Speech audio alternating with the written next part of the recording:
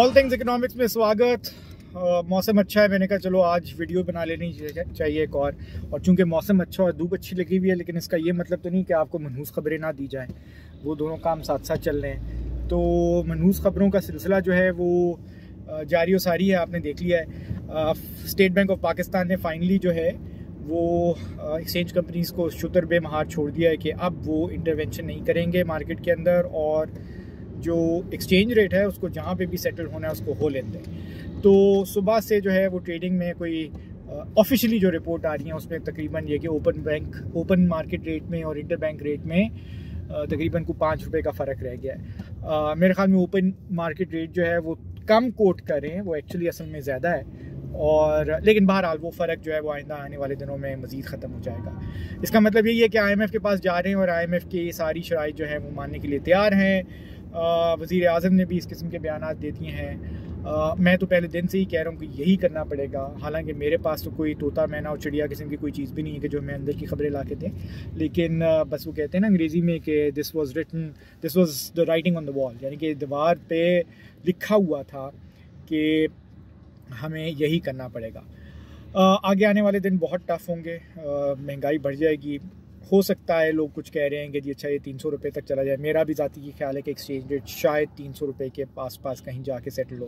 Petrol तो बढ़ेगा ही बढ़ेगा, पेट्रोल बढ़ेगा तो बाकी सारी चीज़ें और भी बढ़ जाएंगी, तो इन्फ्लेशनरी प्रेशर रहेंगे। पिछले 4 महीने से जो गिदड़ सिंह या डार साहब चला रहे थे उसकी वजह से सप्लाई लाइन थोड़ी सी डिस्टर्ब हुई हैं, उनको रीस्टैब्लिश करने में भी थोड़ा सा वक्त लगेगा। तो शायद आपके पास जो इन्फ्लेशनरी प्रेशर्स हैं वो थोड़े से कंपाउंड होंगे आने वाले टाइम के अंदर, और आपको इन्फ्लेशन जो है वो अभी 25-30% से बढ़ के मज़ीद इसमें इजाफा ही हो। सो इसलिए कोई उम्मीद लगाने की ज़रूरत नहीं है कि हालात आपकी ज़िंदगी के बेहतर हों। दूसरी बात ये कि हम IMF के पास क्यों जा रहे हैं, बस यही है ना कि जी अच्छा जो हमारे मुल्क की अशराफिया है जिसमें फ़ौज, ब्यूरोक्रेट्स और सियासतदान और बिजनेसमैन सारे शामिल हैं, अमीर लोग जो हैं बेसिकली, उन्होंने बस कौम का कूंडा किया होता है, और अब वो चूँकि उसको मज़ीद चक्की में नहीं पीट सकते तो वो कहते हैं कि चलो अब उनकी भी हालत थोड़ी सी ख़राब होने लगती है, तो कहते हैं कि चलो हम IMF के पास चले जाओ। IMF कहती है कि अगर आप ये करोगे तो आपने ये महंगाई का बम फाड़ना है। तो उनको तो फ़र्क नहीं पड़ता इन सारी चीज़ों से, उनकी ज़िंदगी तो वैसी की वैसी रहती है, लेकिन हमारा मज़ीद कुछ ऊपर निकल जाता है।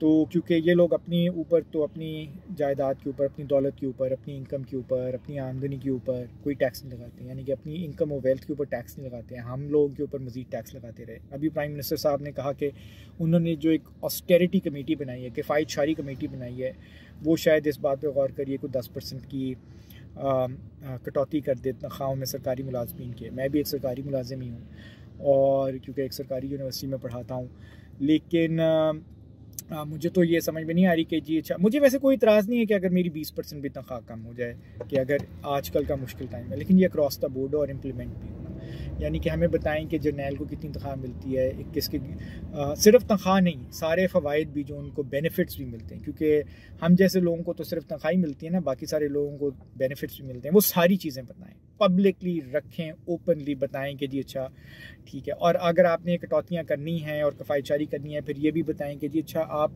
जो डेट रेज़ करते हैं, पब्लिक डेट जो रेज़ करते हैं, चाहे वो आप अंदरूनी तौर पे कमर्शियल मार्केट से, पाकिस्तानी बैंकों से मांगते हैं, चाहे वो आप फ़ॉरेन डेट रेज़ करें, अब आप बताएं कि वो किधर खर्च करें, किस किस्म के ख़र्चों को मीट करने के लिए करें। मसला ये हमारी हुकूमतें नहीं करेंगे, ये हमारी अशराफिया नहीं करेगी। लेकिन आपने जो इन सारी वीडियोस को बनाने का मकसद भी यही था कि ये हम थोड़ी सी एक लेवल ऑफ डिबेट जो है उसको कुछ रेज़ कर सकें, कुछ इकनॉमिक्स के बारे में बातें, माशियात के बारे में बातें जो हैं वो आम ज़ुबान के अंदर की जा सकें, ताकि लोगों को थोड़ी सी नॉलेज हासिल हो और कुछ जो लेवल ऑफ डिबेट है सोसाइटी के अंदर वो थोड़ा सा बढ़े।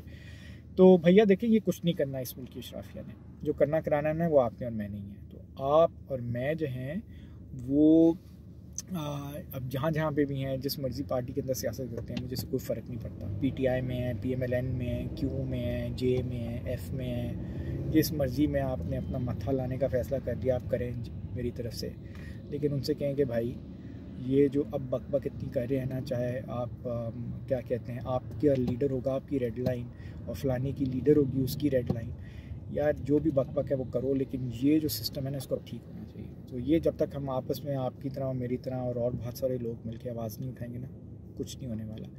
क्योंकि ये इमरान खान हो जाए, मियाँ साहब हो जाएं, शहबाज शरीफ हो जाए, जरदारी हो जाए, कमर बाजवा हो जाए, आसिम मुनीर हो जाए, कोई और हो जाए, ब्यूरोक्रेट्स हो जाएं, फवाद हसन फवाद हो जाए, और जो और बैठे हुए जज हो जाएं, वो कौन सा था बाबे वाला जज जिसने जाके पैरा देना था, वो हो जाए, वो इनसे कुछ नहीं करना, ये कुछ नहीं करना चाहते। इसलिए आप ज़रा अपना लंगूट कस लें और कुछ करने के लिए तैयार हो। मिलते हैं आपसे अगली वीडियो में, देखते रहें ऑल थिंग्स इकोनॉमिक्स।